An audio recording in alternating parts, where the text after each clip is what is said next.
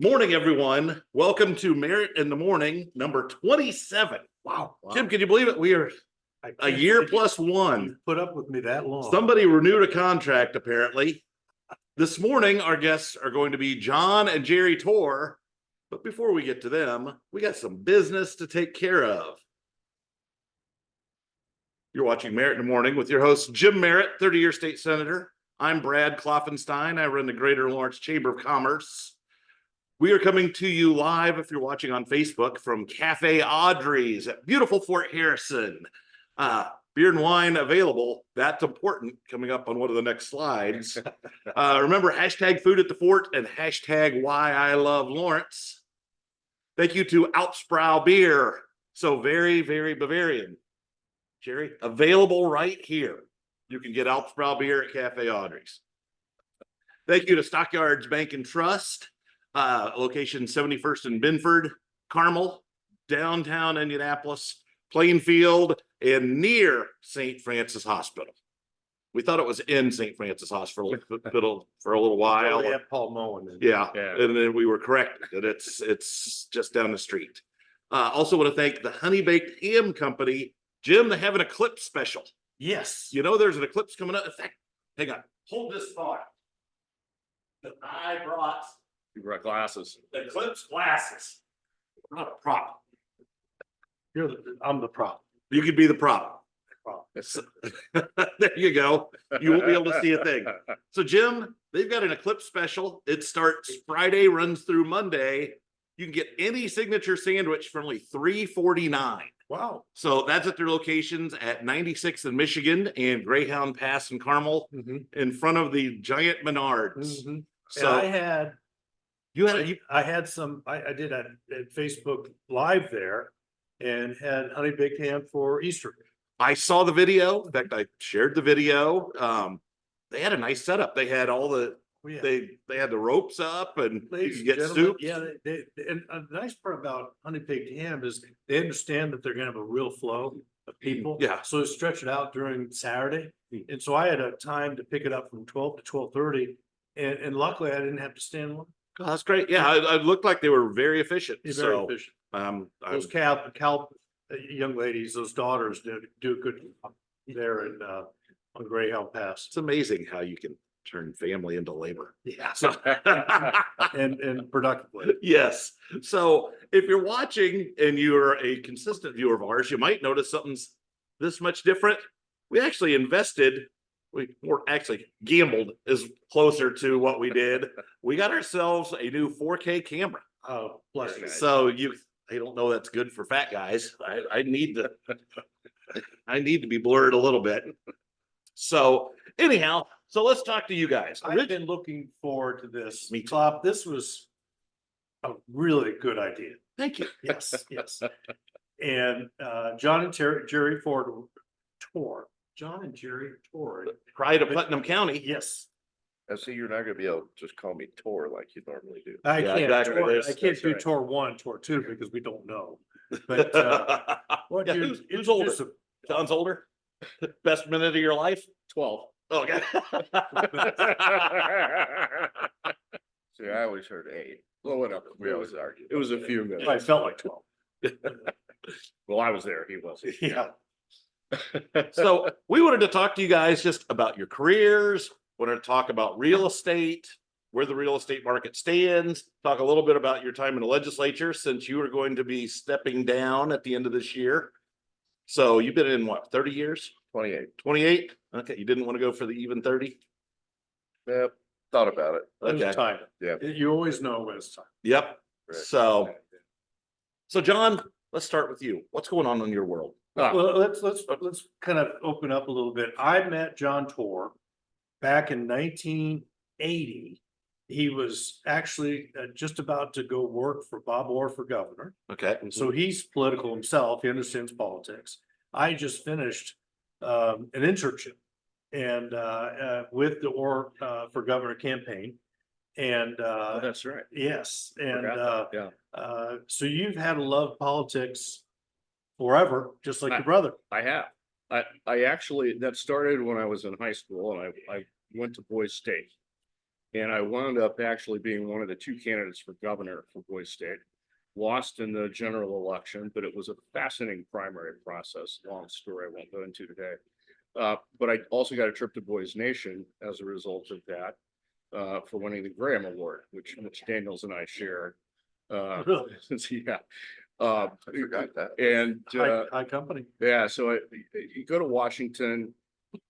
I'm just in the summer between my junior and For senior our year. audience, kind of explain what Boise State is Yeah, so because a lot of them it's know. It's run by the American Legion, and it's a great program that brings high school kids from all over the state, and it's run in all 50 states. And they have a boys and they have a girls session. They're separate, and every high school in the state can send somebody, and they get together and they learn about government, and then part of that learning process is they actually have elections, and they have elections for local county positions, and they have elections, they have the governor and on down, all the elected positions. So and then two from each state go to the Boys Nation or the Girls Nation in Washington, D.C., and effectively act as a Senate. I don't remember what bill I took out there, but there was, you go with a bill prepared. So actually, public policy. Yeah, absolutely. And that's where he first met Brian Bosma. Well, I met Brian Bosma at Boise State, right? So, so part of the tour at the national group was a tour of the White House where I met Jerry Ford in the Rose Garden, going to Congress, and I had lunch with Birch Bayh in the Senate dining room. We had a lot of exposure to get a VIP tour of the Pentagon. So I kind of got the bug a little bit. So I graduated from college on a Saturday.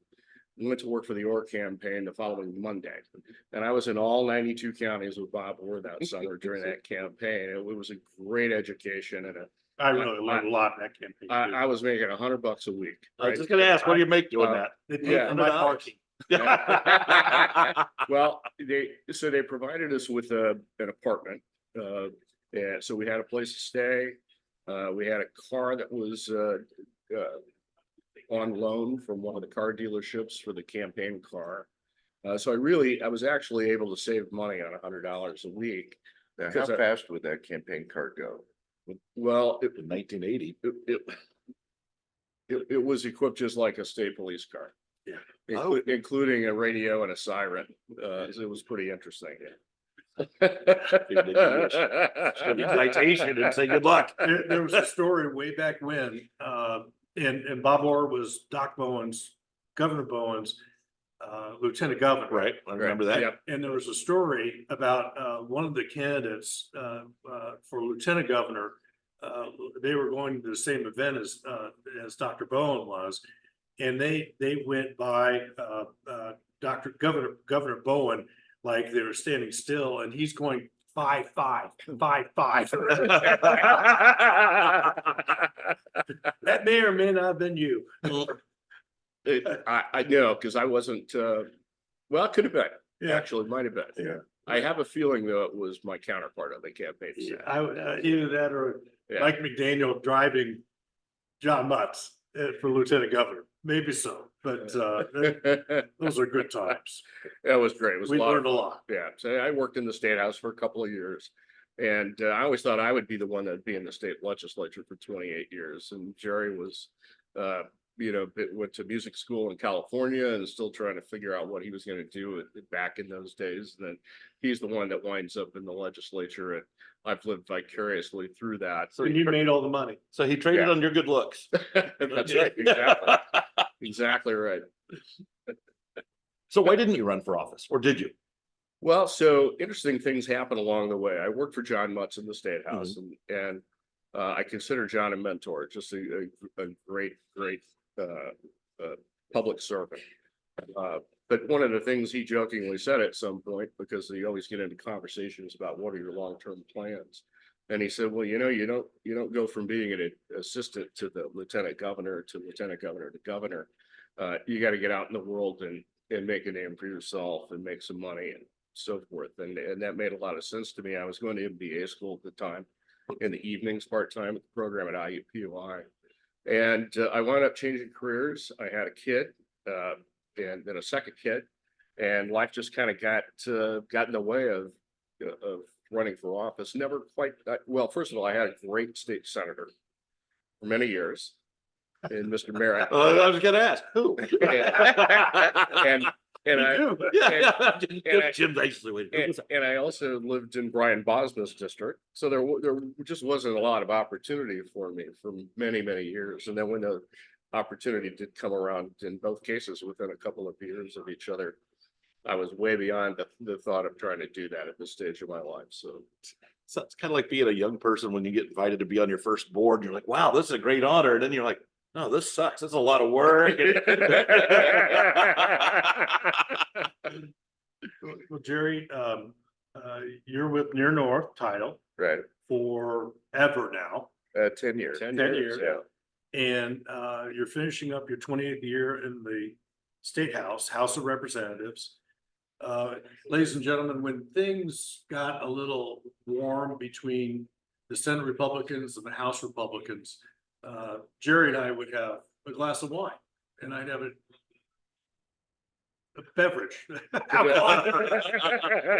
You're one a week. Yeah, and try to get things back on track, but I'm interested in we try to talk about different things, and we work hard and be nice, but at the music school, everybody knows that you have played the idea of a composer on symphonies, but tell us about music school. yeah, that was interesting. I was down in Hanover and read in Guitar Player magazine about this new school that was starting for guitar players. And I started talking to mom and dad about it. And of course, growing up in the rural part of Indiana and Putnam County, it was kind of a tough sell to say, hey, I want to go to Hollywood, California, and go to a brand new school that, is unaccredited. Nobody's ever heard of. It was the first year. Yeah, it The was, school. yeah, It was brand new I was school. in the first class. But it was started by a guy named Howard Roberts, who maybe second to Tommy Tedesco, who is a mentor of mine. Probably the most recorded guitar player in history. You probably didn't even know his name, but you've heard him play a million times in your life. TV scores and background, backup musician for hit records and so forth.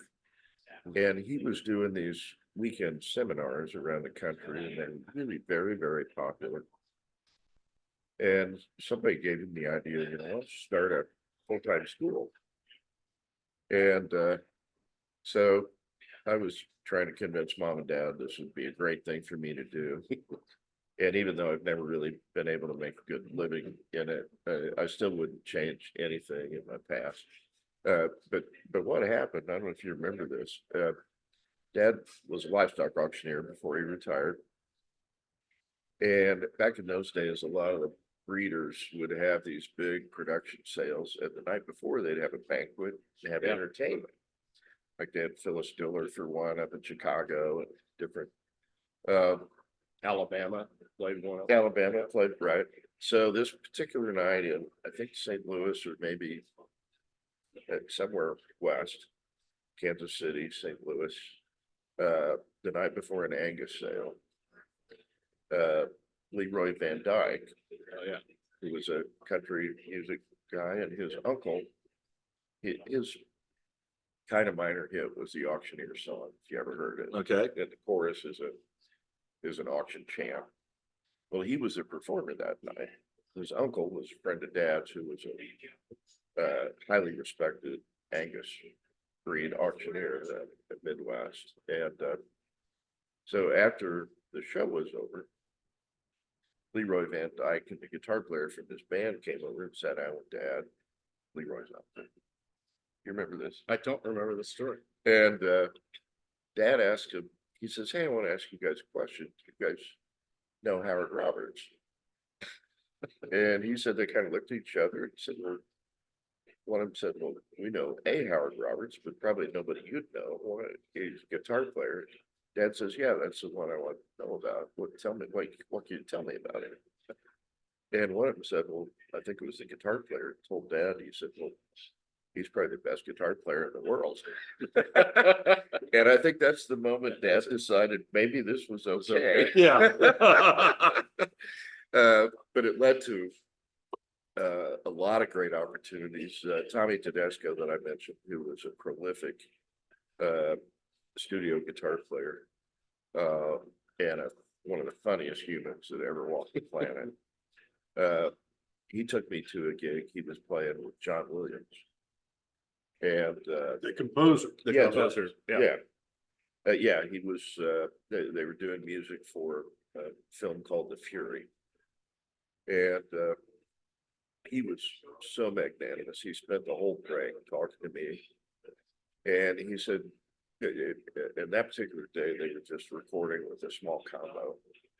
I think Shelly Manne and Ray Brown, and there were just about 6 of them.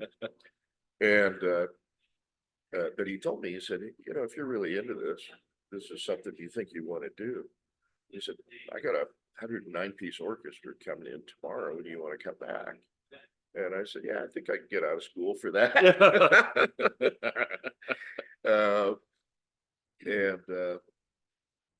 Tommy also, he was the guitar player on the band on Fernwood Tonight. You remember? Yeah, I remember that. Yeah. And I remember a group of us went one night, he was on the Gong Show. And he had on he came out with a pink tutu on. And he's playing his guitar, and he's a big Italian guy, you know, scruff, you know, and he's wearing this pink tutu. And Chuck Barris grabs the hammer thing, you know, he's gonna go over to hit the gong, and a couple of the panelists knew who Tommy was, and so they grabbed him and said, no, you can't you can't gong Tommy Tedesco. But I had a great time out there, and who knows what might have happened if I'd stayed out there, tried to make it out there. But I had a girlfriend at Purdue, so, you know, I came back for that. Not a lot of rock stars come out of Indiana, Yeah, a unfortunately. handful. There's been a handful, yeah. So you ended up going politics and appraising, and guitar was a hobby. Actually, for those who are watching, if you really want, I'm not gonna say a laugh, but you on your Facebook page, there's a great picture of a very young Jerry Torr with a nice big bushy mustache and this cream colored leisure suit and a guitar. And you look like a combination between a young Paul Poteet and a very young Jimmy Buffett. And if you do look at that and you recognize that guitar and you know where it is, let me know, because one of the dumbest things I ever did was to let that go when I was young and that broke. You traded it for a Volkswagen or something? And that thing's probably worth $12,000-15,000 now. You should have told him that.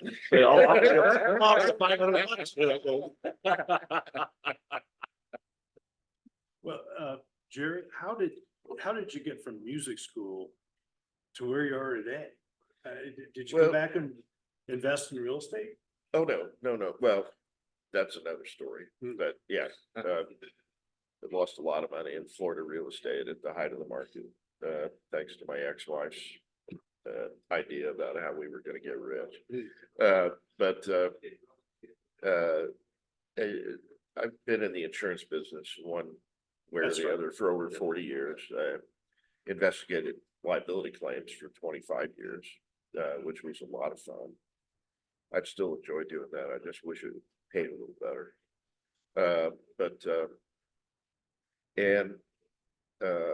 Because of John's involvement in the Orr Mutz campaign, I got in the habit of volunteering and, you know, stuffing envelopes at the headquarters, you know, all those kind of things. And of course, got to know folks like John Hammond and Mike McDaniel, who been great mentors over the years. Never thought I'd run for office myself until I was in my mid-20s. I had stepkids in public school, which was obviously very important to me at the time.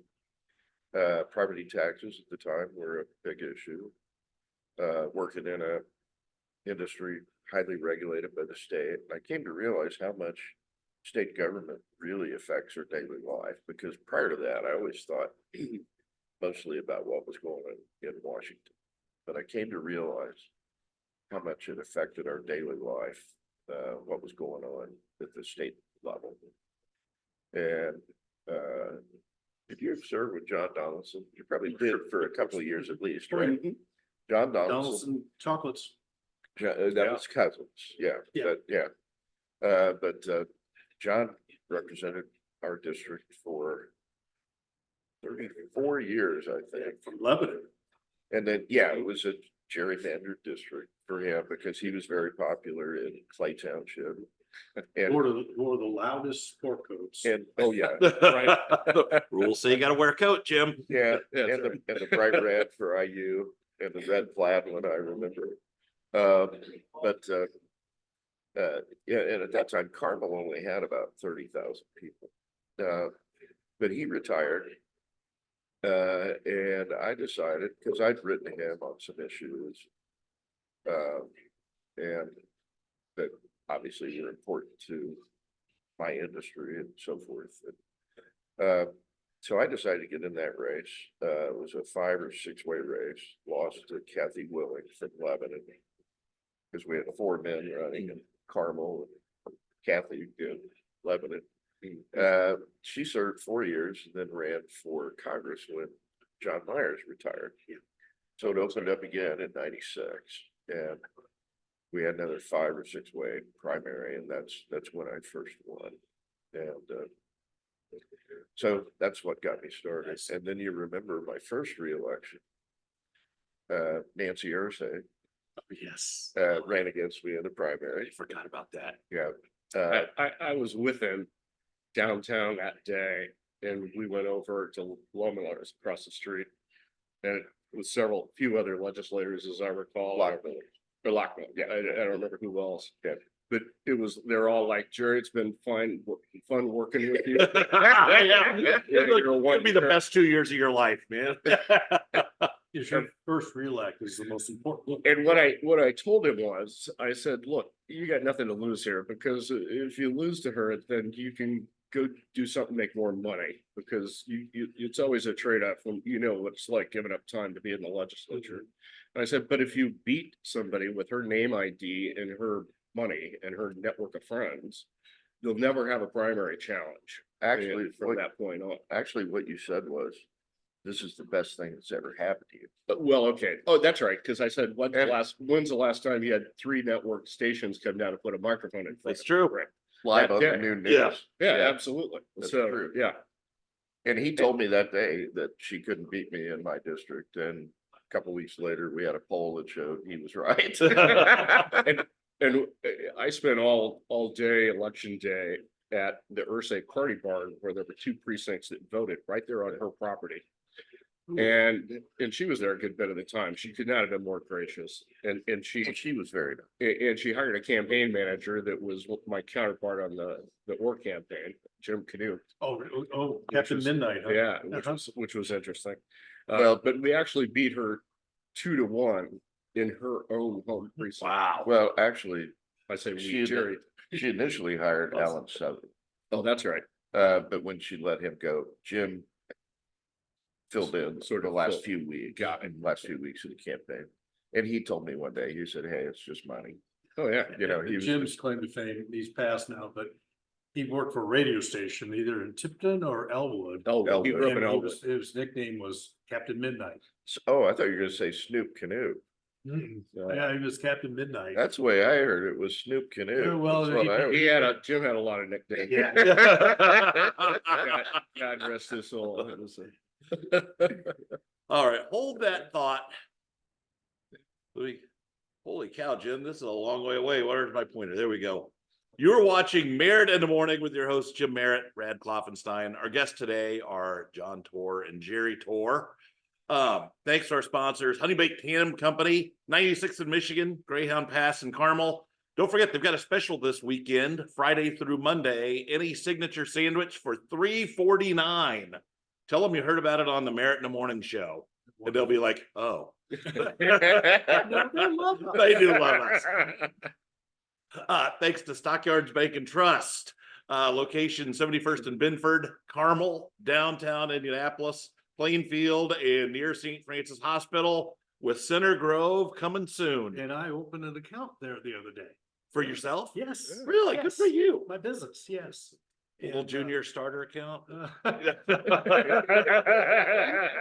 Fire. Yeah, yeah. Do they still give out like spatulas and oven mitts? I got a sucker. Okay, well, that's better than nothing. Yeah. It's better than the interest that anybody's paying, I think. Mhm. Thanks to Alpsprow beer. Remember, so very, very Bavarian. Ask for it by name. You can find it at fine local retailers like Cafe Audrey's, which is where we are coming to you live on Thursday morning. If you're watching on YouTube, come in here. They're open for breakfast and lunch 7 days a week. I believe they have extended hours this weekend because of the eclipse and the eclipse traffic. So be sure to check them out. So back to our guests. John Torr has quite a business history. I don't know it all, but his wife Patty is a very successful FC Tucker real estate agent. And you spend a little bit more time on Siesta Key these days. I'm very jealous of that. But John, talk about your business career, because it's one of success. Yeah, I've had some successes in my career, which a lot of hard work. I spent a lot of time, but most of my career was in sales after I left the State House. And I worked for a variety of companies, mostly small businesses, which I define not by number of employees or revenue, but the fact that I could walk into the CEO's office and sit down and have a conversation about any time. That's special. Yeah, It is. And I enjoy that size business. And some of them got to be fairly large. The only time I worked for a large publicly traded company was when they acquired a company that I was working with. And that happened a couple of times along the way.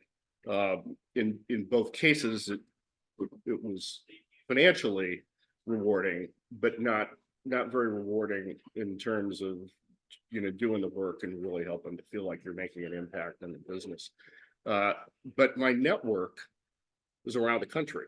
My Rolodex, to use an old term, is kids are all like, what's that? is hospital CFOs and financial folks around the country. And I've negotiated some contracts with very large health systems. Ascension, that owns the St. Vincent's here, HCA, which is the largest publicly traded hospital system. I think the thing that I am most proud of in my career is the many people that have worked for me over the years that are doing very successful things today, that have told me along the way that something I said to them or something I helped them with their career. That's probably the most rewarding thing to me. The money is nice. It afforded me to be able to have a place on Siesta Key and be able to spend a little more time down there at this stage of my life. I'm still trying to figure out what I want to do when I grow up, though. But this latest job is more your own gig. It is. I actually have two prongs right now. When I left the publicly traded company that I worked with, a friend of mine called me that I'd met there. They'd acquired a company he was with as well. He had an idea for a new healthcare IT business, Which is so large, because IT and healthcare really don't go together. they're not. Yeah, They're not simpatico. Hospitals are very slow to adopt new technologies, yet there's so much technology needed and so much in use. And if you go to HIMSS, which is the big healthcare from IT conference, 40,000 people from around the world, and you look at all the vendors in the vendor fair, you see where all the money, you see why healthcare is as expensive as it is. But his thought was, there's a lot of AI and robotic automation going on in the healthcare world. Most of it's focused on the clinical side, coding, predicting patient population, illness, that kind of thing. We wanted to focus on the administrative side. So all of the interactions between the insurance companies and the patient and all of that after the visit to the hospital or the doctor's office or whatever. So we put together a PowerPoint presentation. We went to Yale New Haven Health System, which is in Connecticut. the IU Health of Yale School of Medicine, basically, with nothing but a PowerPoint presentation, said, here's our idea. We're looking for a partner to help us develop this. And they agreed. And with that handshake agreement with Yale, we went to a high net worth, ultra high net worth investor, runs a CPA practice in Brooklyn, met with him, and he agreed to fund us with $2 million to start the company for a piece of the business. So we started hiring people and got off to the races, and we still have Yale as a client. We launched our product the following year, went to market, then COVID happened. And we burned through a lot of cash and really couldn't do anything for a year. And I tried to talk to a hospital about deploying some new technology for the next year and a half was pretty difficult. But it did allow us to refine the product we did with Yale. Yale did a couple of additional projects, specifically around COVID, that we helped them through.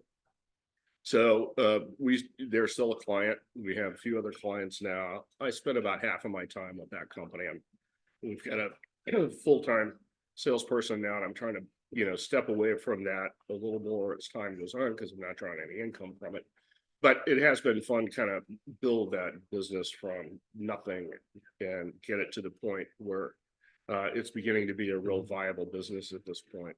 But I also spend time doing consulting work, and I work with companies on small to mid-sized businesses, primarily around sales issues, sales management issues, getting a compensation plan right. I've written a lot of compensation plans over the years, and most employers just don't have the right incentives. They're either overpaying or they're underpaying, or they're not paying in a way that incents properly. I really enjoy working with the businesses of that size, because you can make an impact. And they can afford to bring me in because I'm just working for them on a part-time basis. So they get my 35 years of expertise for a fraction of what it would cost to hire somebody full-time to do the work. So what is it what you want to do when you grow up? Yeah, but I'm not sure. So that's Okay. So, but how long are you going to do this until you figure it out? I'm gonna do this till I figure it out. Yeah. So we're getting ready to leave for a trip for a couple of weeks. So when I get back, I'm planning. Are you going to Paris? We're gonna spend 3 nights in Paris, and then we're doing a rip cruise down the road That'd be fun. for 7 nights. It's a food and wine trip. We're going with a couple of other good friends, couples, former state senator that I think you know well, and another couple, and we're going to have, I think, a blast. It's going to be a lot. When I think of wine, I think of Jerry Torr.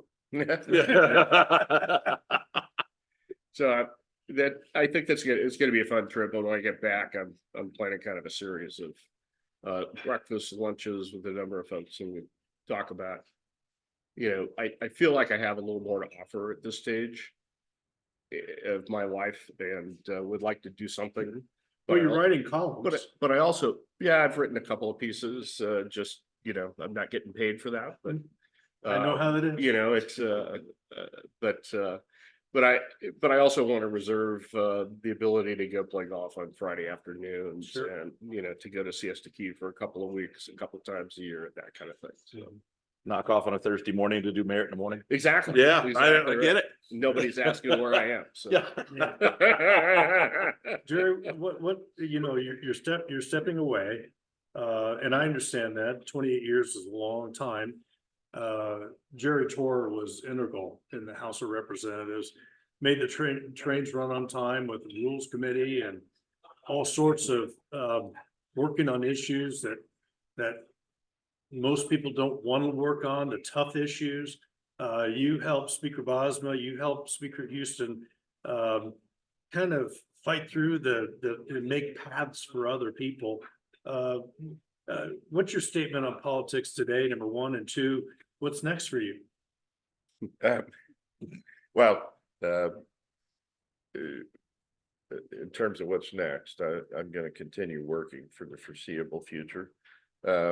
When I made the announcement that I wasn't going to run for re-election back in October, because I wanted those who were interested in running to have time to think about it, gear up.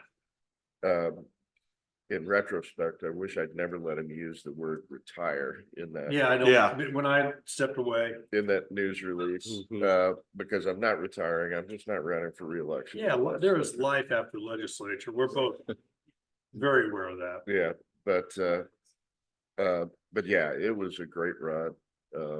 And of course, 10 of my first 12 years were in the minority. Yeah. Yeah. And so, I mean, my gosh, I think there are only a handful of us now in our House Republican caucus that actually served in the minority. That's right. And, you know, so, and more leaving with me, like Bob Cherry. So, as you know, one of the things I tried to do for a decade was enact a law that would have our redistricting done by a bipartisan commission. And all of our younger folks, newer folks, not all younger, but all newer folks in our caucus don't understand why we would do that, because they've never known anything but a supermajority. Right. Yeah. They didn't live those 10 years in the minority like I did. I think it's also gotten, I mean, it's been partisan for a long, long time. But the negative campaigns, my last two, Pretty ugly. 2020 and 22, were both very negative, not on my part. No, I have never let, they tried to talk me in the last two cycles. They wanted me to put out negative mail against the opponents. And I said, no, I've never done it and I'm not going to. And I've seen how that changes the interaction between legislators. Yeah. I remember one in particular, a Democrat, I won't name her, but from a rural area, and were you getting down the nub there? Yeah, right. Yeah. Democrat rural area. Woman. Yeah. I'm talking about long enough ago that Oh, you probably wouldn't figure out. It was when we were barely in the majority. And we were on a committee together, always really cordial. And then she comes back in January and she won't even look me in the eye, let alone speak to me. And so one day I just asked her, I said, hey, what's going on? And she said, oh, don't you know about the mail you guys sent against me? And they always assume that everybody in the caucus knows what's going on in their campaign. And of course we don't. And she actually brought some of it, showed it to me, and it was horrible. And I wish that could stop. Unfortunately, it seems to work. And it's kind of like the Middle East, one side's not going to stop. Well, that's not true. If Israel laid down arms, Hamas would still attack. But if Hamas laid down their arms, there would be peace. So it's not quite the same, I guess. But, neither side's going to unilaterally say, okay, we're going to stop doing this. Right. But it's demeaning to the institution, and and it makes it more difficult to have good relationships across the aisle. And you see this both in the House and Senate, where it's mostly, if not all, politics over policy. Yeah. There are very Oh, few yeah. people Yeah. that are willing to carry the torch and have the guts to take on tough legislation that may find you few friends in your own caucus.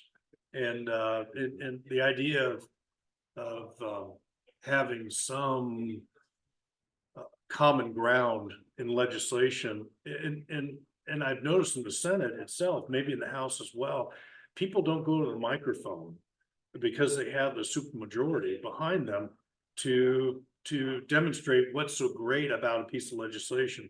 They'll introduce the bill at the microphone and then they'll step away, and no one will. There may be a Democrat that wants to debate, but Republicans won't debate because they've got it done. They've got the votes. Jerry, I want to ask you about the 50-50 year and the nuances of legislating. Yeah, that was Good interesting. question. Of course, that was the second 50-50. Mhm. That's right. What, it was 4 out of 6 years, I think? And the first one, what they negotiated the first time with Paul Manweiler and and Boonville, Mike Phillips. Mike Phillips, yeah. Yeah. What they negotiated was every other day. Mhm. So, and with committee chairman and the speaker, so you'd have a committee that would hear a bill and maybe get it to pass, although the committees were 50-50. So you couldn't get much passed. It was partisan. And that's the other thing is that people don't realize that 90% of what we do is bipartisan. Yeah. But those partisan issues, couldn't pass anything. So they enacted this statute that if there was another 50-50, or technically the law says if equal numbers of two parties are elected. So I told Paul Manueller once, that could trigger if you had a Green Party and a Libertarian. Yeah, yeah. Right. No matter what the split was between the Democrats and Republicans. But nevertheless, that if there was a 50-50 that whoever was up, governor or secretary of state, the party that won that race would have the power of the speakership. And so we ended up with 50-50, but with John Gregg as speaker and John Gregg naming committee chairs. And so it was interesting. John gave me a hard time a lot, but we've become pretty good friends over the years. And I remember toward the end of, it was either that session or the next year, there was a work comp bill. The labor unions wanted to increase work comp benefits. The business, the chamber and the manufacturers and other business groups wanted some changes to undo some court cases that they thought had been unfair. And so those things were always compromised. It had to be hammered out. And it was the last day of session. We were having a conference committee. I was an advisor. I think Dean Young, who was, you remember Dean, I think he's still on the bench now in Blackford County. He was a Republican, but he was also leaned very heavily in favor of the trial lawyers and the labor unions. He was the Republican confrerie. And we were having a conference committee meeting in John Gregg's office.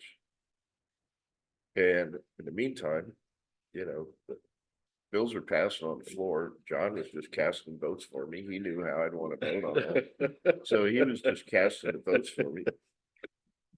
But we got to a point where Ed Roberts, Manufacturers Association, and Jerry Payne, who was longtime lobbyist for the AFL-CIO, those two guys couldn't quit arguing about deals that they thought had been broken from like 20 years before.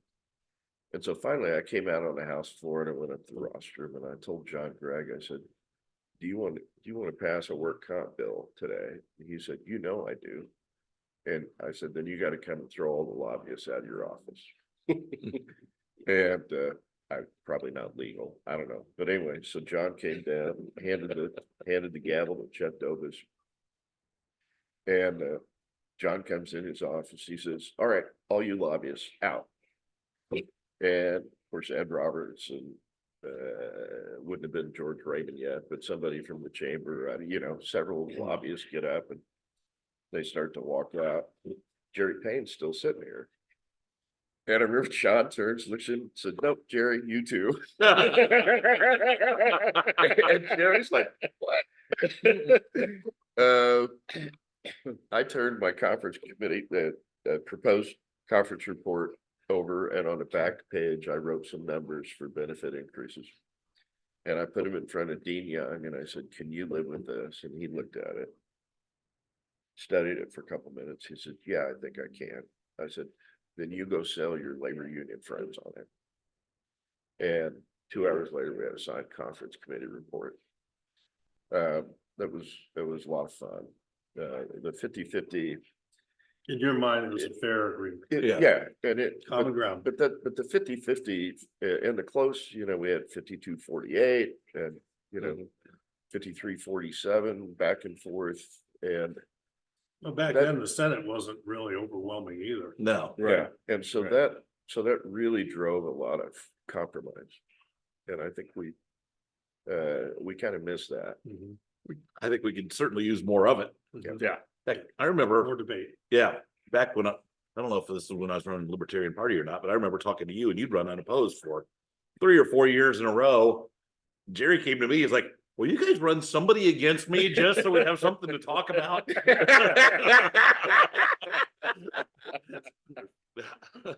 Like, man, I'm trying. Yeah, after the Ursay primary, I did go several years with no opposition in the spring or the fall, either one.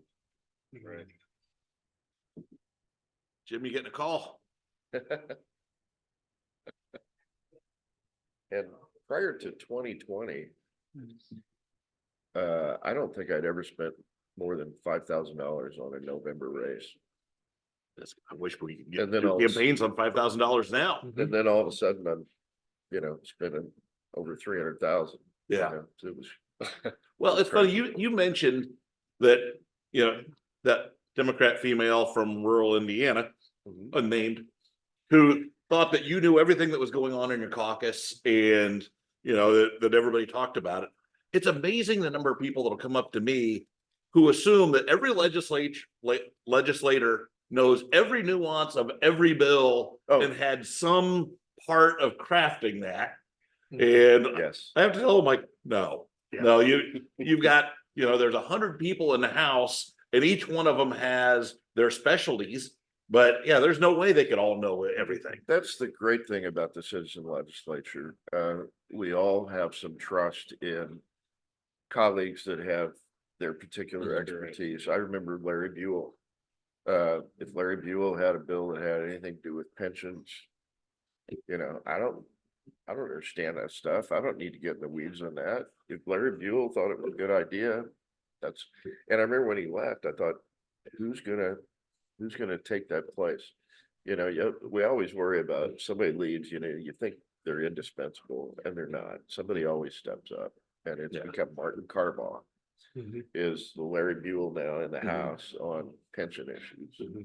When Joe Harrison Oh gosh. Oh, yeah. Oh my gosh. Yeah. left the scene as majority leader and also labor and pensions, and I mean, that was a real gap for us for what probably seemed like years, but probably was a session. Yeah, And right. somebody stepped up and did it. Yep. Yeah, no question about it. Yeah, Joe was a rock star for sure. Mhm. So as we wrap up, I want to get your predictions of the future. Who's going to come out of the Republican primary for governor and who's going to come out of the primary for the 5th congressional district?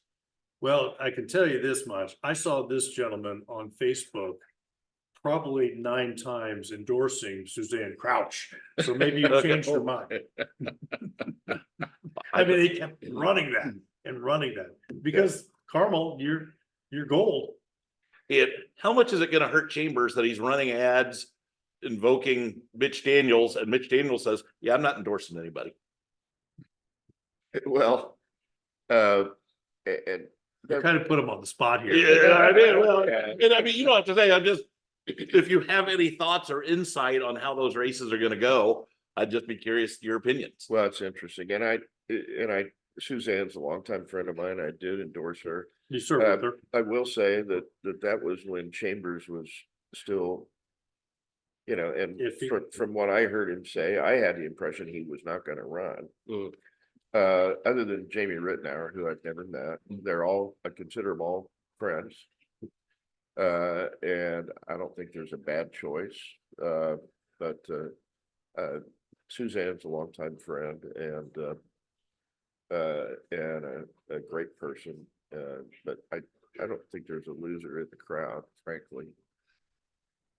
John? I'm still undecided. Mhm. I've watched a couple of the debates and I just kind of go back and forth, but I kind of agree with Jerry. There are a lot of good people in the race and a couple of personal friends. So Yeah. Well- And how long have you known Curtis Hill? since college. Really? Yeah. Yes. Okay.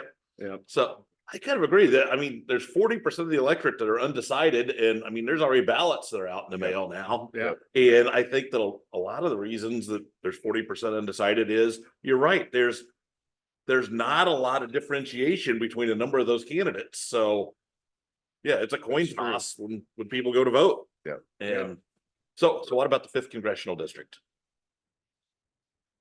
That's Chuck Goodrich and Oh, yeah, Victoria and Yeah, Victoria Well, was out, then she's in, and Chuck's a longtime friend, and I've supported Victoria, but in the past, but she made an announcement she wasn't going to run, and 10 other people made life-altering decisions based on that. And then with 2 weeks to go before the filing deadline, she says, "Oh, you know what? I changed my mind." And that's just I mean, I struggled with my decision, but once I made it, stuck to. yeah. Hmm. And this past session, when I saw some of the bills that some of the new people had proposed, including repealing daylight saving time and things like that, I started to question, maybe should I stick around for Yeah. some adult supervision here a little longer? And you served as the adult for a long time. Well, that's what Speaker Boswell. Well, we were always so comfortable because we knew we could, in the Senate, we could rely on you. And to kind of show the path for others, mentor people. I appreciate that.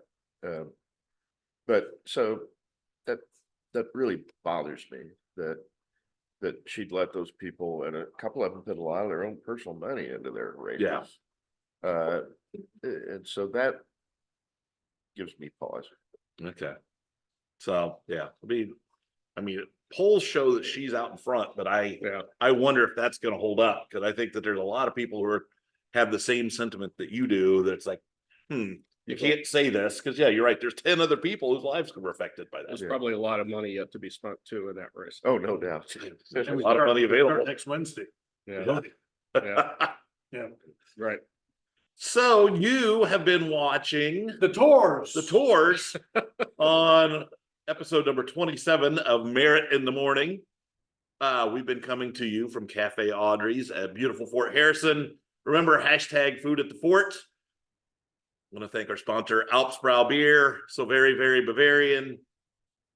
Thank you to Stockyards Bank and Trust, locations at 71st and Binford, Carmel, downtown Indianapolis, Plainfield, and near St. Francis Hospital, and look for Center Grove branch coming soon. Also want to thank the Honey Baked Ham Company, locations at 96th and Michigan and Greyhound Pass in Carmel. Don't forget, Friday through Monday, any signature sandwich for only $3.49. This is their Eclipse special. So go in there, say, I saw this on Marketing 101. It is Marketing 101. I appreciate that Amy's sending us new copy every month. That's kind of cool to keep it fresh. So thank you all for watching Merritt in the Morning. If you're watching on Facebook, this will be up on our Merritt in the Morning Facebook page this afternoon, as well as our YouTube page. So thank you all for watching, and we will catch you all again in 2 weeks. Take care.